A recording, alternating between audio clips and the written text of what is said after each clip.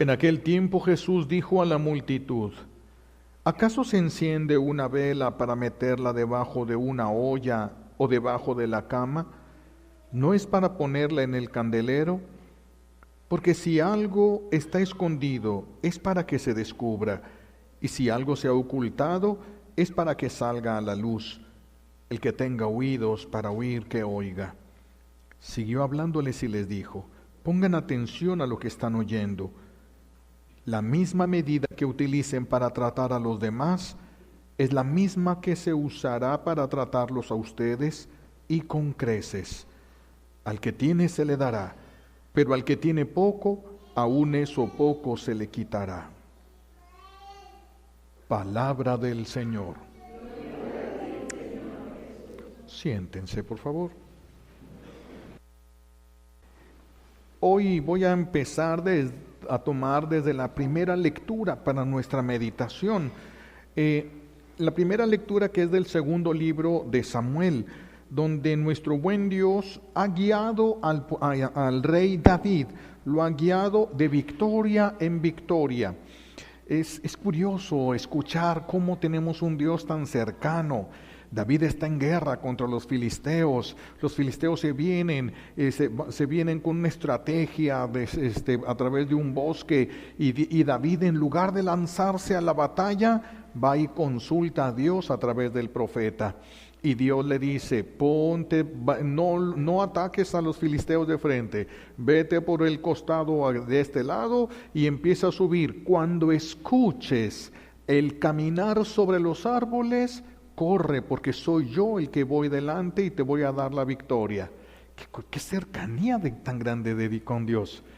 Es un Dios que está con nosotros, es un Dios que está así de cerca, que nos escucha cuando hablamos, que nos mira cuando actuamos. Es un Dios a nuestro lado, no es un Dios en el cielo.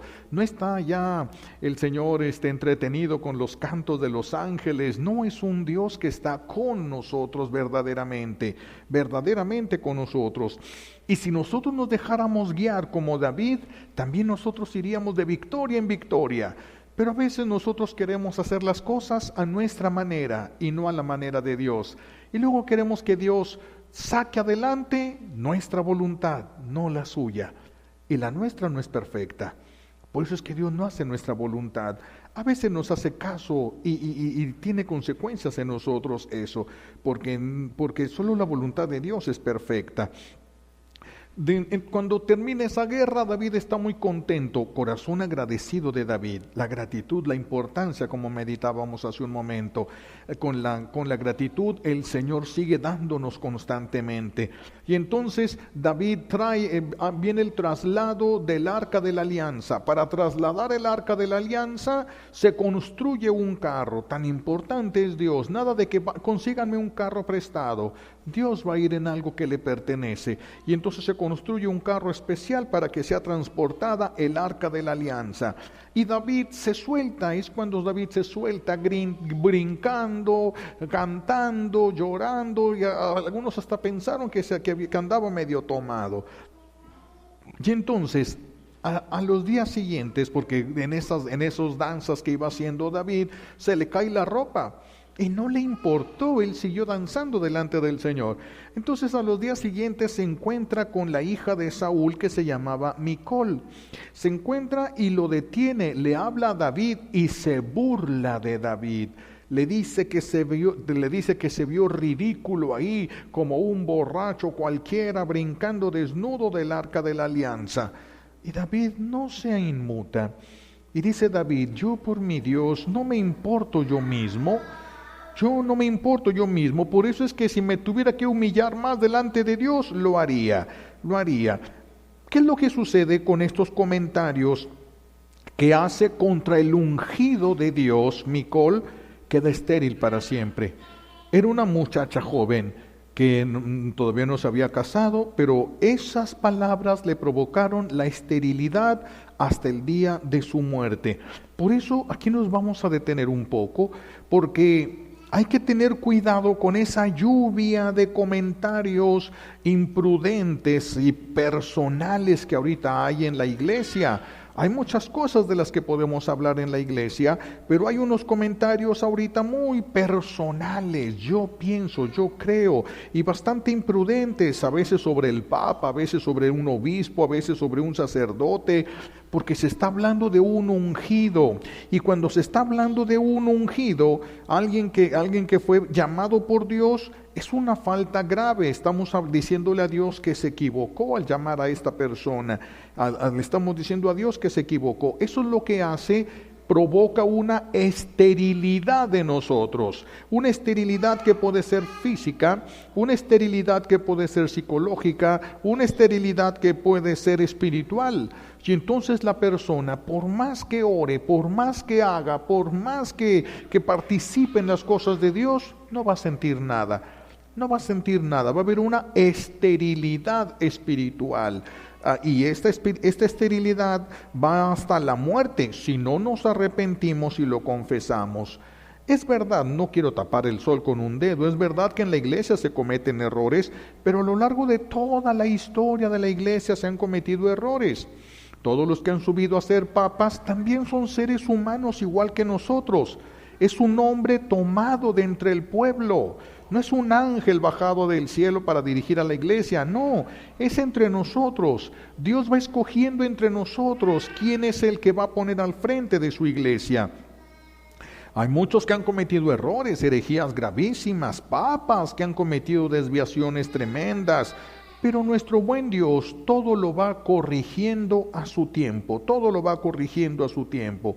Al ver un error, nosotros podemos hacer una denuncia, sí, no sé, es lícito, no se trata de, si ves algo malo, cállate, cierra los ojos, no. Sí podemos llegar a hacer una denuncia cuando esto es necesario y conveniente, pero se tiene que hacer la denuncia a quien corresponda.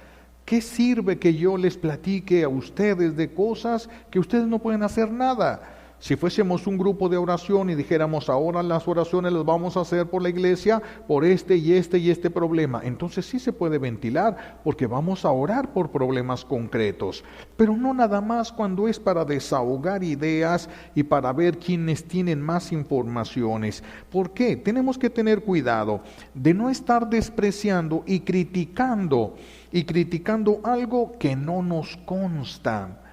Es posible que todos digan lo mismo, pero cuando a nosotros no nos consta, no podemos participar.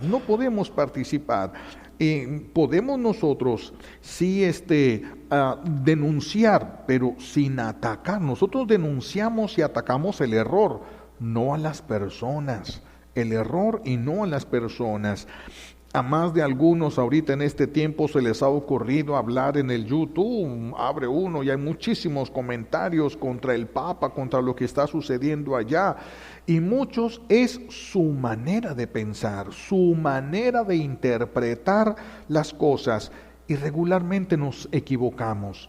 Regularmente nos equivocamos cuando queremos nosotros interpretar las circunstancias. Muchas cosas, esto sucede a diario en los momentos, en el andar de cada día, nos equivocamos en todas las cosas, las noticias mismas, vemos una noticia y nosotros no la entendemos y la interpretamos cada quien a nuestra manera y cada quien habla de lo que escuchó, de lo que esa persona interpretó a su manera y nosotros de lo que escuchamos lo interpretamos a nuestra manera. Y es cuando viene lo que se llama el teléfono descompuesto que le llaman, que se dice una cosa y del otro lado se escucha otra cosa. Tenemos que tener cuidado para no levantar la voz, participar de una crítica que se convertiría en una calumnia, que se convertiría en un falso testimonio. Tenemos que tener cuidado. Pero fulanito lo dijo, bueno, el falso testimonio de él y cuando lo dijiste lo hiciste tuyo. Hay que tener mucho cuidado y mucha certeza de lo que nosotros vamos a hablar, porque es fácil que nos equivoquemos. Como cuando salió la noticia en los periódicos de que aquí en Tijuana habían agarrado unos cholos, agarraron a un muchacho y le inyectaron gasolina y lo soltaron y el muchacho pues corrió y a las 2 calles, ¡pum!, cayó ahí y ya no se pudo levantar porque decía que se le había acabado la gasolina. Cositas así, ¿no? Que a veces uno, Pues alguien podrá decir, se cayó porque se le acabó la gasolina, otro dirá ya los efectos de la gasolina. ¿Cuántas cosas pueden ser? Ni siquiera sabemos cuánta gasolina, ni sabemos muchas cosas. Tenemos que tener cuidado nosotros en lo que vamos hablando.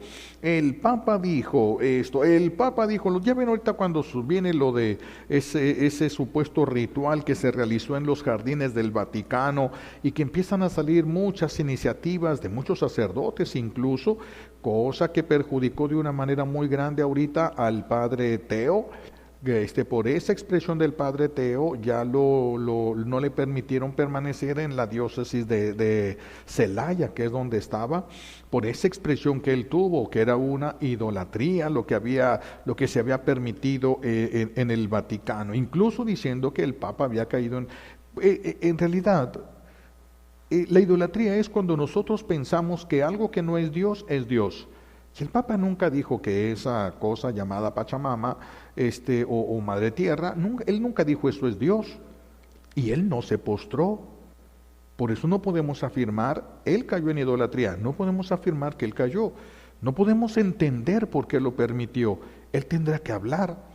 Entonces cuando él hable sabremos por qué lo hizo y cuando sepamos por qué lo hizo podremos emitir un juicio. Pero ahorita no tenemos la manera de emitir un juicio, porque no tenemos todos los elementos en las manos. Es lo que hizo esta mujer y es lo que le llevó a una esterilidad a lo largo de toda su vida. Entonces tenemos que ir evitando nosotros este tipo de cosas para no caer en esa maldición que cayó sobre Micol.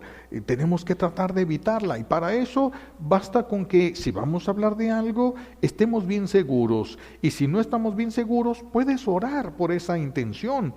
Puedes orar y si estás bien seguro, también puedes orar por esa intención. Pero no se trata de esparcir la confusión que nosotros pudiéramos tener haciendo daño. Cuando tengamos la certeza, tendremos que tomar una decisión. Pero si no tenemos ninguna certeza, pues no hay nada de qué estar alegando, no hay ningún problema. Entonces, hasta que tengamos una certeza como tal, hay que buscar para poder hablar y tener cuidado de que no se trate de una crítica sin fundamento, de un falso testimonio. Tenemos que buscar algo que nos consta. Y entonces sí podemos hablar. Pero si no es una persona indicada, si no es alguien que le puede ayudar, entonces ya nos tenemos que callar porque pasaría a ser crítica, aunque sea verdad. Aunque sea verdad, porque hay personas que dicen, yo dije esto, pero era verdad. No importa que sea verdad. Si es una falta de caridad, no importa que sea verdad. No podemos hablar. Tenemos que tener cuidado, y menos cuando se trata de una persona que el Señor ha querido ungir. Hay que evitar entonces todo este tipo de cosas y de burlas para no quedar con la maldición de esterilidad de Micol. Y entonces, por más que trabajemos nosotros nuestro apostolado, no va a haber fruto.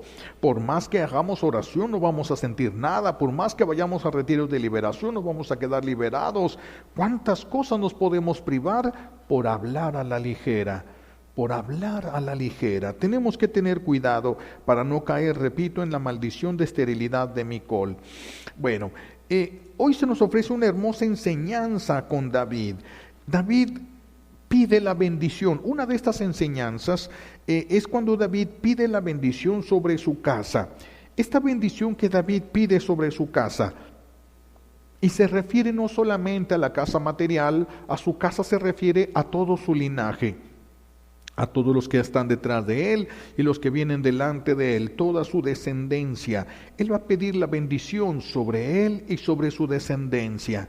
Qué importante es esto, porque muchos problemas que nosotros traemos vienen heredados de nuestros ancestros, y mientras ellos no los paguen, los derechos permanecen en el linaje. Si nosotros les ayudáramos a nuestros ancestros a pagar esos problemas, nosotros y la descendencia, los que la tengan, se evitarían que siguiera la continuidad de los derechos de esos espíritus. Qué importante es pedir la bendición, y por eso los jueves tan importantes, recibir la bendición con el Santísimo. Y si ustedes la piden, que esa bendición sea para ustedes y todo su linaje, bendecido queda su linaje. Los que todavía ni siquiera existen, pero van a existir, todos quedan bendecidos. Qué importante enseñanza nos da David entonces. ¿Desde cuándo? Y nos pone esta gran enseñanza David. También la bendición que se pide sobre una casa, porque la bendición de Dios es la presencia de Dios. No es algo de Dios. La bendición de Dios es su presencia. Cuando nosotros pedimos la bendición de nuestra casa, estamos pidiendo la que se aumente la presencia de Dios en nuestra casa. Que se aumente y que se aumente esa gracia de que nosotros podamos vivir en la presencia de Dios. ¿Qué es lo que David va a pedir? Es lo que David va a dar gracias, porque Dios le va a hacer una promesa a David muy grande, que escuchamos hoy en la primera lectura. Sí, lástima que nosotros no siempre hemos sido capaces de vivir en casas bendecidas. Llegan las personas a las casas y regularmente no piden la bendición de Dios antes de entrar. Entran a la casa porque la rentaron, porque la compraron o lo que sea, y simplemente entran en su casa y no piden la bendición para que la presencia de Dios se intensifique. Qué importante es eso, que la presencia de Dios se intensifique. ¿Cómo? A través de su bendición, a través de su bendición. Pero pues repito, ¿cuántas casas, cuántas personas viven sin la bendición de Dios en sus casas? Ni le pedimos la consagración, la bendición, ni consagramos nuestra casa. No consagramos la casa de nosotros como casa de Dios, para que su presencia, cuando es consagrada la casa, la bendición es todavía mucho mayor que de la bendición. Aumenta la bendición cuando es una consagración, porque consagrar es, aparto esto, lo quito de las funciones del mundo para que solamente sirva para Dios, para que sirva para Dios. Y es cuando se facilita a los que están dentro de la casa el crecimiento en la gracia y hasta en la santidad. Bueno, vamos a seguir con David entonces. David, después de esta guerra, viene un tiempo de paz para David. Y David decide, porque él ve el arca de la alianza, donde están las señales de la presencia de Dios, está en una casa de campaña. Y David vive en un palacio hecho de madera de cedro. Y entonces David dice, ¿cómo es que yo estoy en un palacio mientras el arca de la alianza, donde está la presencia de Dios, está en una casa de campaña? Vean el corazón de David. ¿Cómo voy a estar mejor yo que en la casa de Dios? No, ya no voy a volver a dormir en mi cama, ni voy a comer en la mesa mientras Dios no tenga una casa, mientras no se le haga un templo para Dios. Vean el corazón de David. Vean el corazón de David, no solamente se está viendo a sí mismo, está viendo por Dios ahora, está luchando por Dios, está en favor de Dios. ¿Sí? Y aquí hay dos cosas que resaltan con esto. Primero, el honor de la construcción de un templo, y sobre todo de ese templo del primer pueblo de Dios, porque el pueblo de Dios es Israel. Y gracias a esta bendición que recibe David, siempre será el pueblo de Dios. Si no fuera por estas promesas, Israel ahorita ya diríamos, fue templo de Dios, ahora este es el templo de Dios. Pero Dios dijo que iba a ser por siempre su pueblo, por siempre su pueblo. Entonces, cuando David quiere hacer esto, Dios manda a su profeta y le dice que el honor de la construcción del templo no se la está regalando a él. Vean cómo Dios tiene una misión concreta para cada persona. Y no es que yo descubro que falta esto y quiero hacerlo. Es que tú no tienes por qué estar haciendo todo lo que descubres. Tienes que preguntarle al Señor si eso es lo que te corresponde a ti. Porque tienes vida suficiente para hacer lo que a ti te corresponde, no para hacer lo que les corresponde a todos. Y Dios le manda a decir a través del profeta, el honor de construirme una casa se lo regalé a tu hijo. No es tuyo, no eres tú el que me va a construir una casa. No quiero que tú me construyas una casa. No es lo que Dios le regala a David. Qué interesante es esto. Qué interesante es porque aquí nos damos cuenta que no todo lo que nosotros vemos como un bien quiere decir que tenemos que hacerlo. Tenemos que tener el discernimiento para saber qué es lo que sí quiere Dios que hagamos y qué es lo que es muy bueno, pero no está pidiéndonos Dios que nosotros lo hagamos. Segunda cosa que le va que Dios le regala a David, o enseñanza y regalo de David. Segundo, Dios le promete a David que él va a consolidar el reino en su descendencia.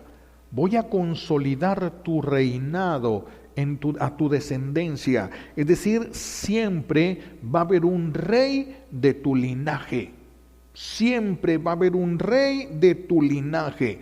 Pero si ahorita el pueblo de Israel no tiene rey, no es una monarquía, ¿qué sucedió con la promesa de Dios? Es que Jesús es el Rey eterno y Jesús es descendiente de David.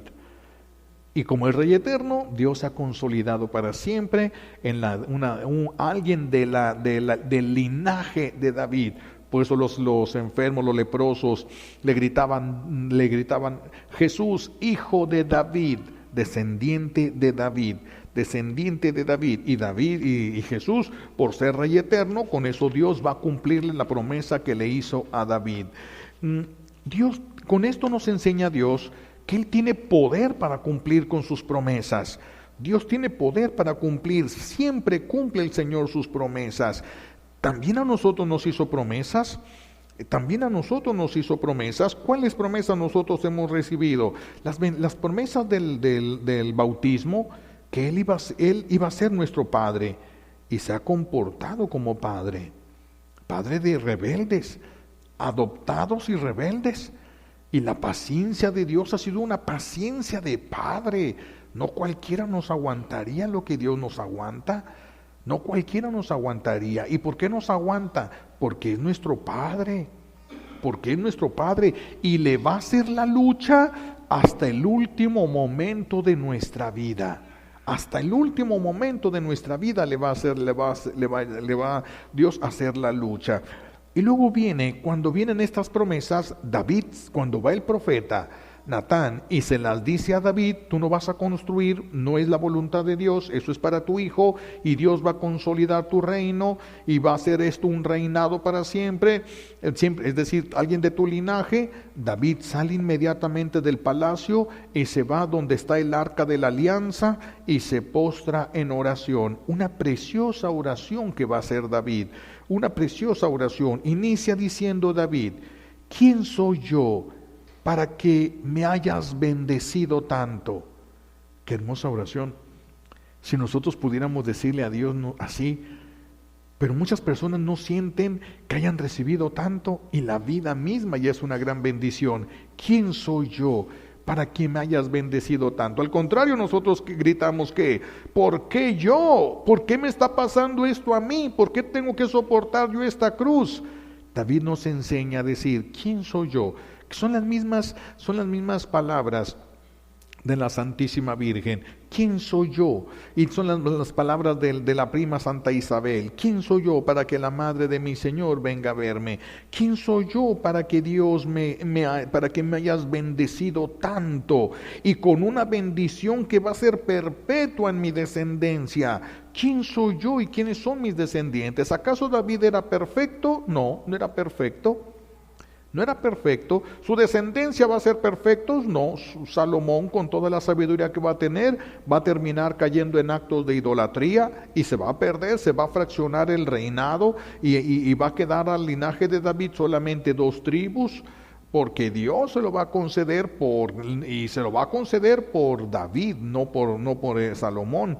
Entonces, Dios tiene poder para cumplir sus promesas, y si nosotros respondiéramos con gratitud a lo que ya hemos recibido, ¿quién soy yo para que Dios me haya bendecido tanto? ¿Quién soy yo para tener una familia? ¿Quién soy yo para haber tenido hijos? ¿Quién soy yo para poder ser escuchado así? ¿Quién soy? Y tantas cosas que deberíamos de agradecerle a Dios. ¿Quién soy yo, Señor, para que te fijes tú en mí? ¿Quién soy yo? Qué hermoso corazón entonces de David. Fíjense, Dios lo engrandece. Voy a hacerte rey. Bueno, ya era rey ahí. Yo te saqué de entre atrás del rebaño. David no salió de la Universidad de Harvard. No, Dios lo tomó de atrás del rebaño, allá en las montañas, en los cerros, cuidando chivas, cuidando borreguitos. De allí lo sacó y lo hizo rey. Dios lo hizo. A nosotros también nos está sacando de la nada, del pecado, de lo peor, para hacernos vivir como verdaderos hijos suyos. Hay que ser dóciles, hay que ser agradecidos con esto que ya hemos recibido de Dios, con lo que ya hemos recibido. ¿Qué es lo que hace David cuando Dios lo levanta tanto? Se postra delante de Dios. ¡Qué enseñanza tan grande! ¿Cuántas veces nosotros nos hemos postrado ante Dios para agradecerle un gran milagro? ¿Cuántas veces? Nos parecemos a aquel señor que andaba perdido en el desierto y ya estaba muriéndose de hambre, de calor, de sed, ya no aguantaba y solo donde quiera que volteaba eran dunas de arena, y entonces cae de rodillas y dice: Señor, por favor, ya no puedo yo más, si no me ayudas me voy a morir aquí, por favor ayúdame. Y alguien le toca por la espalda, le toca así en el hombro y voltea y ve, era un beduino, de esos que andan siempre caminando en el desierto, que conocen el desierto muy bien, y le pregunta: ¿qué te pasa? Es que estoy perdido, qué bueno. Y le dice: brinca esta duna y ahí está la ciudad. ¿De veras? Sí, aquí, brinca esta duna. Brinca la duna y ahí estaba la ciudad. Pues brinca, llega a la ciudad derechito a la cantina. ¿Cuántas personas se van 2, 3 días de peregrinación a ver a la Virgen de Guadalupe, a ver a la Virgen de Zapopan, a ver a la Virgen de Talpa, a ver a la Virgen de San Juan de los Lagos? Termina su peregrinación y a la cantina. ¿Cuántas veces echamos a perder en lugar de hacer lo que David, ante lo que Dios me ha dado? ¿Quién soy yo para recibir y postrarnos delante de Dios? Humillarnos cuando Dios nos enaltece, cuando Dios nos permite que brillemos o que nuestra voz se escuche. En lugar de postrarnos, nos comemos la gloria que le corresponde a Dios. Aquí hay algo también que tenemos que tener en cuenta. Cuando Saúl se equivoca, Dios permite que caiga sobre Saúl la justicia. Cuando David se equivoca, Dios permite que caiga sobre David la misericordia. ¿Sí? A David la justicia, a Saúl la justicia, ¿qué es lo que provocó? Que fuese desechado de la presencia de Dios, ya no va a ser rey. Y le dice Dios a Natán: ve y unge a David. Y va el profeta a ungirlo, porque Saúl, que todavía vivía, ya no va a seguir siendo rey. Lo desechó Dios de él.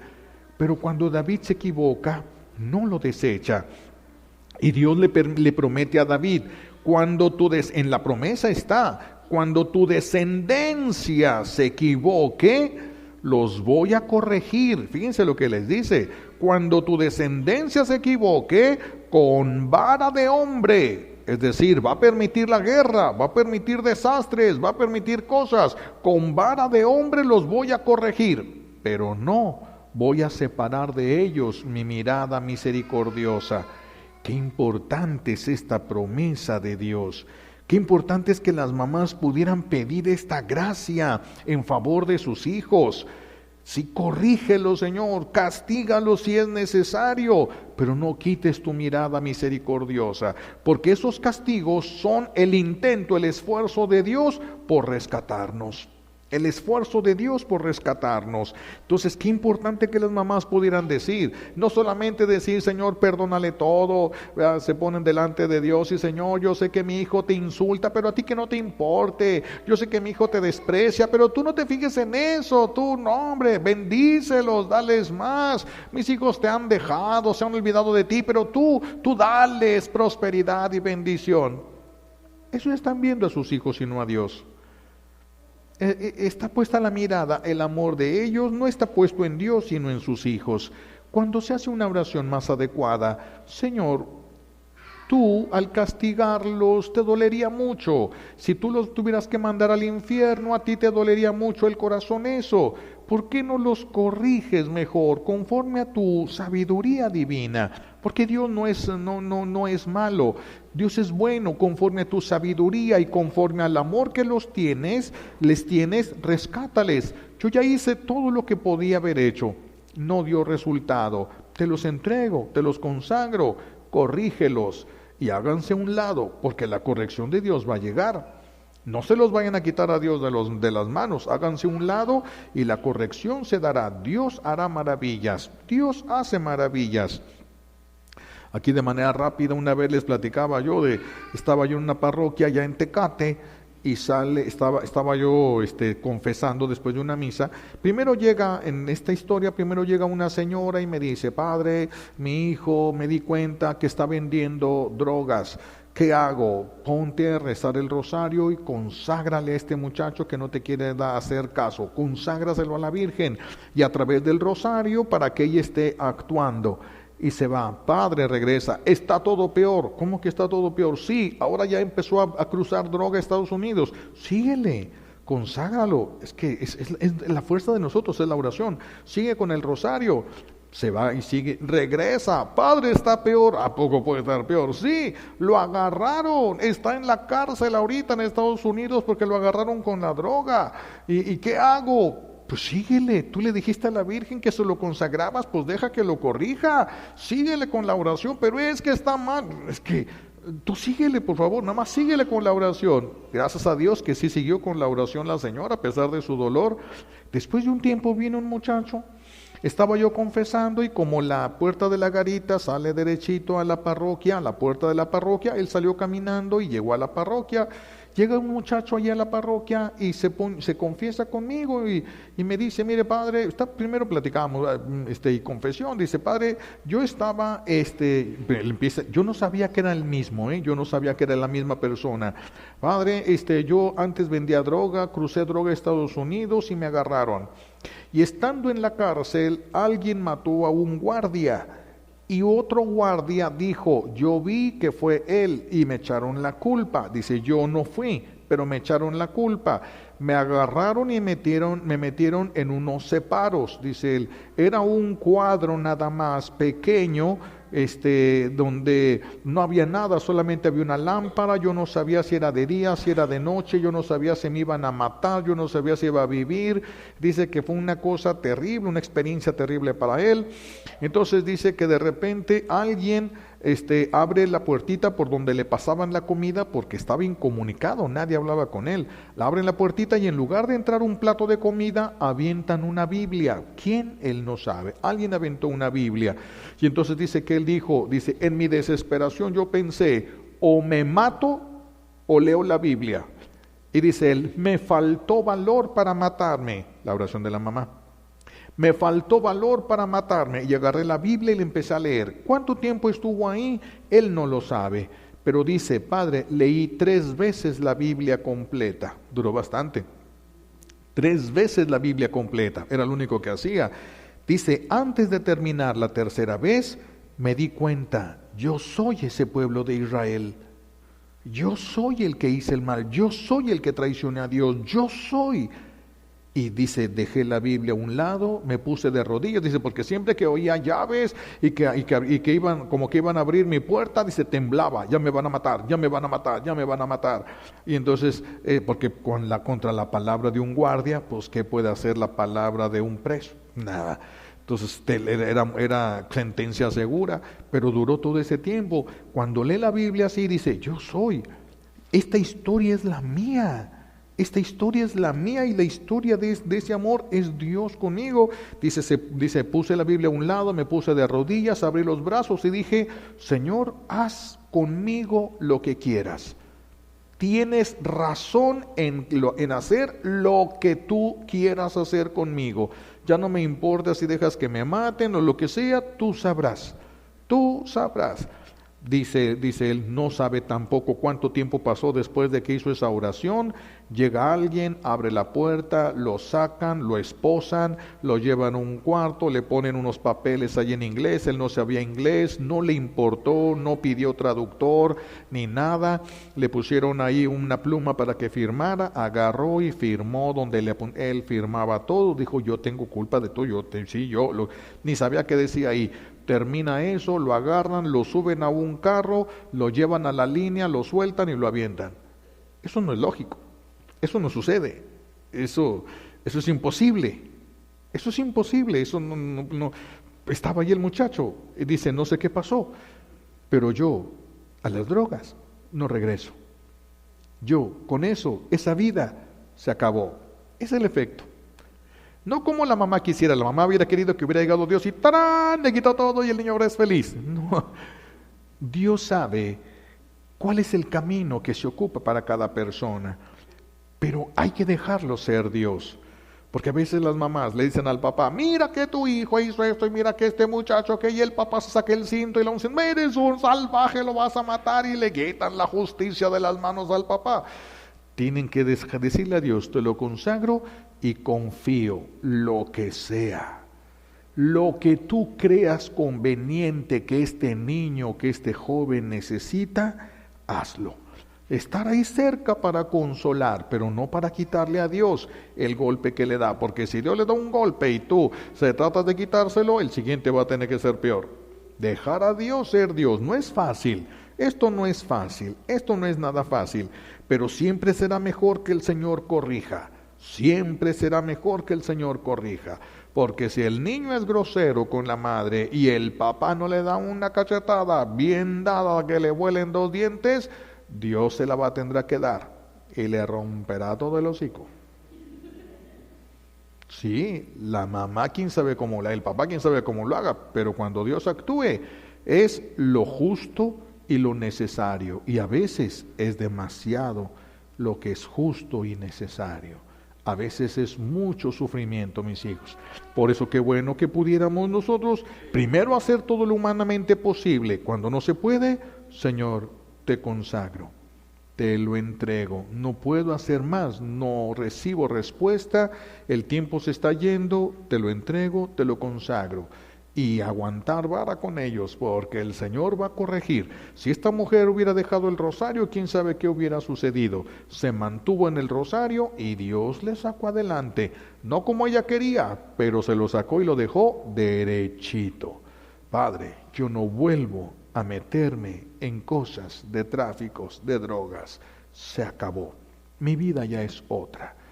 En un rato, con un buen golpe, bien dado, en la medida justa, amorosa, ¿sí? El Señor aplica, nos pone de rodillas y nos hace entender quién somos y cuánto valemos. El Señor en un momento nos lo puede hacer. Por eso no digo golpeen a sus hijos, no estoy promoviendo el golpe. Que sepan que si ustedes no los corrigen, será Dios el que lo corrija. Por eso hagan todo de su parte y luego déjenselo a Dios. Déjenselo a Dios. Como decíamos hace un rato, Dios está cumpliendo con nosotros su promesa, esa promesa que se hizo el día de nuestro bautismo, de que nosotros íbamos a ser sus hijos y Él nuestro Padre, y se ha comportado como Padre, aunque nosotros no nos hemos comportado como hijos.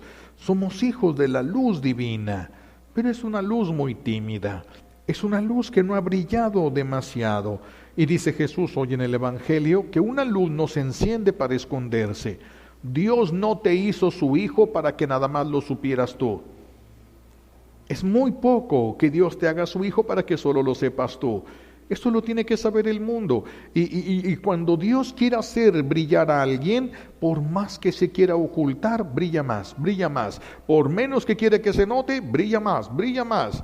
La presencia de Dios, como el santo cura de Ars.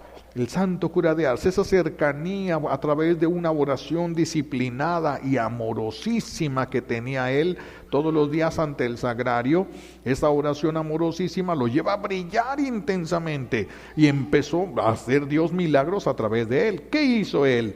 Le echaban la culpa de los milagros a Santa Filomena. Como en una de las imágenes de las devociones que estaba en la parroquia antes de que él llegara, y cuando había milagros decía él, Filomena nos hizo un milagro, ay, vamos a hacer una peregrinación a Filomena, y una peregrinación a Filomena porque había hecho unos grandes milagros. Los milagros venían a través de él. Y un día le dice el santo cura de Ars a Filomena, Filomena, estás haciendo muchos milagros y la gente está diciendo que soy yo. Entonces te voy a pedir que dejes de hacer milagros para que la gente no ande diciendo que soy yo. Pero la humildad de él, seguía los milagros y los milagros. Filomena, estás haciendo muchos milagros, por favor. Y se enoja con Filomena. Y ya no quiere hacer una peregrinación con ella, con Filomena, porque no le está haciendo caso de que haga los milagros más lejos de allá de la parroquia, y no en la parroquia, en otra parroquia donde también esté que los hiciera. Y los milagros seguían adelante y adelante. Por más que quería él ocultarse, brillaba y brillaba y brillaba. Pobre santo cura de Ars. Para llegar de la puerta de la sacristía a la puerta de su casa, se amontonaba la gente, todos lo querían tocar al santo, querían tocar a ese hombre santo, y se llevaba un puñito de medallas él, y aventaba un puñito de medallas, y toda la gente se aventaba las medallas y caminaba hacia su casa, y otra vez se amontonaba, y otro puñito de medallas, y se aventaba y caminaba el pobre viejito hasta llegar a su casa, lleno de Dios, lleno de Dios. A mí se me amontonan, pero los que les debo son los que se me amontonan alrededor. El santo cura de Ars tenía, esa es la luz divina, dice el Señor.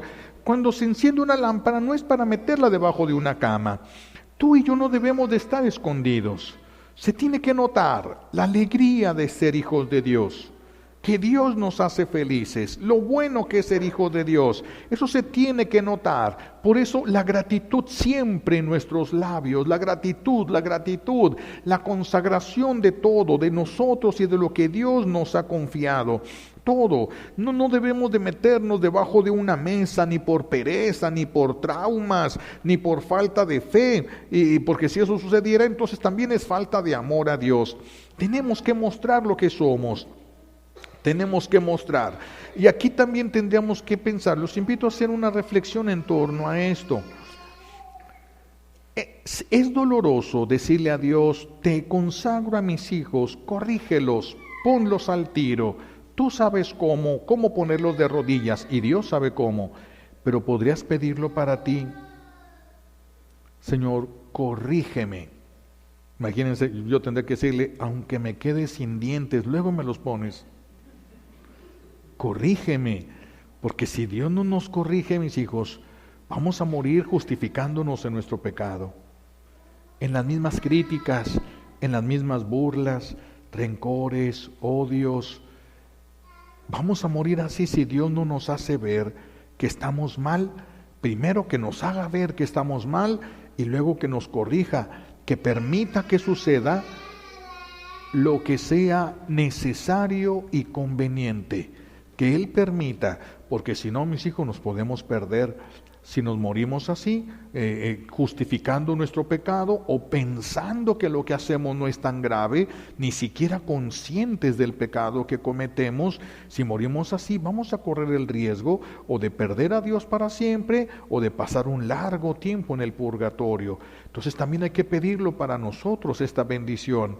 Esta bendición hay que pedirla para los que amamos, pero también hay que pedirla para nosotros. Que el Señor nos dé la gracia de reconocer nuestro pecado. Por eso el conocer, antes de arrepentirnos, tenemos que saber que hemos pecado. No nos podemos arrepentir de algo que ni siquiera sabíamos que estábamos haciendo mal. Por eso la primera petición, conciencia de pecado. Segunda, arrepentimiento, para poder confesarlo y para poder entrar en un camino de santificación.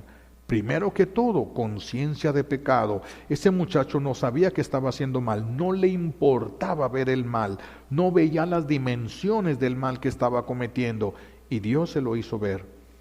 Tan malo lo que era, hasta dónde llegó, y lo corrigió cuando vio el pecado. Por eso no fue nada más, ¡tarán! No, el Señor permitió todo lo que fue necesario, y cuando salió de ahí, salió otra persona, completamente madurado en cuanto porque el dolor nos madura, o el dolor o nos destruye o nos madura.